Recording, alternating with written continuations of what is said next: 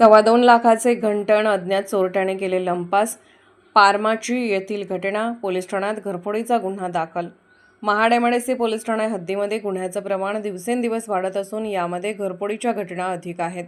यापैकी काही घरफोडीच्या घटनेचा तपास महाड एमआयडीसी पोलिसांकडून लावण्यात आला असून काही घरफोडी केलेल्या अज्ञात चोरांचा पोलीस अद्यापही शोध घेत आहेत. मागील काही दिवसांपूर्वी महाड तालुक्यातील पडवी येथे 4.5 लाख रुपये किमतीच्या दागिन्यांची चोरी झाली होती. मात्र पोलिसांनी अवघे 24 तासात आरोपीच्या मुसक्या आवळल्या होत्या. सदरची घटना ताजी असतानाच महाड तालुक्यातील पारमाची येथे एका बंद घराचा फायदा घेत अज्ञात चोरट्याने सुमारे 2.25 लाख रुपये किमतीची सोन्याचे घंटण चोरले आहे. फिर्यादी मंगल संजय मालुसरे या मुळगाव पारमाची येथील रहिवासी असून त्या सध्या कल्याण येथे राहत आहेत. आरोपीने याचा संधीचा फायदा घेऊन बंद घराचा दरवाजा उघडून घरामध्ये प्रवेश केला. तसेच कपाटात ठेवलेल्या पर्समधून सोन्याचे घंटण लंपास केले आहे.